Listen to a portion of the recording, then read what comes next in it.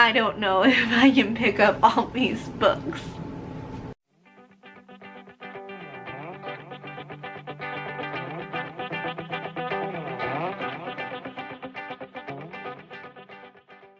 Hey, what's up guys? So I just set the books down that I want to talk about with this book haul, and there are so many, like so many. But in all fairness, I only got 3 of them and paid full price. The other ones I got at this place, it's like a bargain outlet, and they were only like $1.99 or $3.99 at the most. So, but guys, there's 17 books here, and I think by the end of February I'm gonna have read like 7, so like maybe putting me at 20 books this year. So I've got a lot of books here that I'm super excited to discuss. So it is super windy today, so if you hear things crashing, it could be something blowing over at my house, so hopefully that doesn't happen. So I'm gonna start this haul with the 3 books that I did not get from Ollie's because why not? The first book on my list, the author kindly sent this to me for my honest review, and I'm currently reading this one right now, and that is Wildcat by J.P. Hawker. So I think this book cover is gorgeous, and I was really drawn into the story. As you can see, I'm currently reading it, I'm annotating it, because I'm going to do a review on this book. This is an adult fantasy that follows Raya, the chieftain's daughter.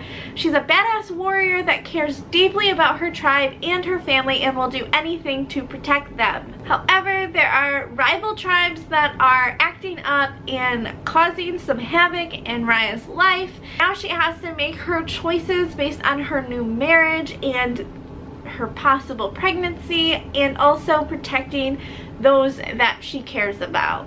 I'm really enjoying the female empowerment in this book, but it had a really slow start and had some questionable scenes, but I'll discuss that further in my full review. The next book on my list is A Curse So Dark and Lonely by Bridget Kemmerer. I hope I'm saying that right, I don't really know. If you don't know, this is a Beauty and the Beast retelling, which I absolutely live for. I love Beauty and the Beast, I love all the retellings, so I am so excited to get to this book. So obviously there is a cursed prince and an unsuspecting girl with just the right amount of belief in magic. However, when she's sucked from her DC home into an enchanted world, she doesn't know what to believe anymore. The next book that's on my list, I'm not sure if I included it in a haul before. I don't think I did, because I think I got it at the beginning of February, like right after I did my haul video. And the cover is absolutely gorgeous, and the tagline just really drew me in, and I am so excited to read it now. And that is Stain by A.G. Howard. The tagline is, "Once upon a nightmare, her fairy tale begins." And if that doesn't draw you in, I don't know what will, because I'm so excited about this book. Princess Lara is cast from her kingdom from her wicked aunt, and she's discovered by a witch who takes her in and removes her memory and raises her as her own. Only now she's a boy called Stain. Then there's a prince of the night court that must marry her because she is his equal and she is the only one that can break the curse. Now Lyra must discover her identity and take back her throne from an imposter princess, and it just sounds like a magical adventure that I'm all in for. Okay, so now on to the 14 books that I got from Ollie's, and holy moly guys, there's a lot of thrillers in here. It's kind of crazy. The first book I have here is Imposter by Susan Winokur. This follows Tessa, a variant who can absorb people's DNA and mimic their appearance. She has spent the last 2 years working with the FBI, and in her latest case, she has been assigned to impersonate a high school student to help solve a murder. While there, she finds out that she really loves the life of a normal girl, and she kind of wants to keep it that way. So now she also must struggle with finding herself and finding the killer before it's too late. The next book I have is Proxy by Alex London. This is about two boys named Sid and Knox.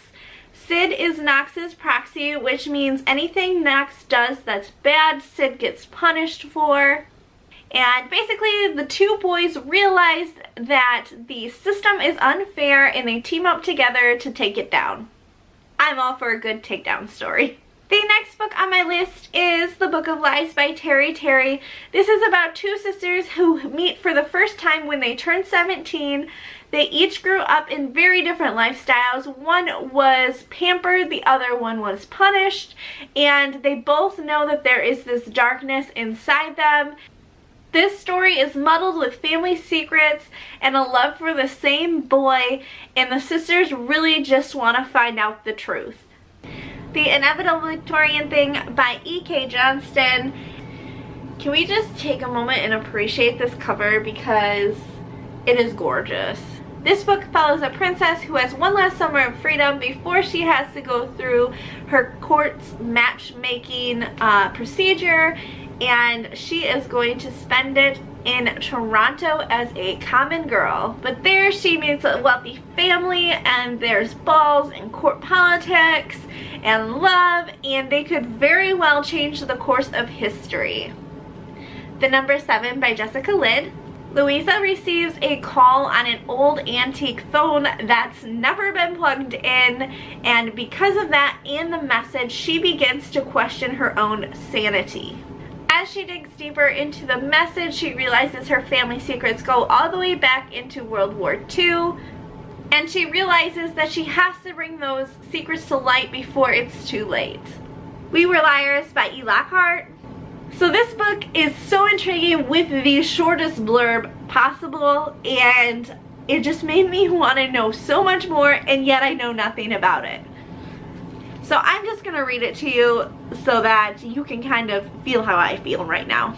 A beautiful and distinguished family, a private island, a brilliant damaged girl, a passionate political boy, a group of 4 friends, the Liars, whose friendship turns destructive, a revolution, an accident, a secret, lies upon lies, true love, the truth. You see what I mean? Little Monsters by Kara Thomas. This follows a girl who moves in with her stepfamily and her half-sister.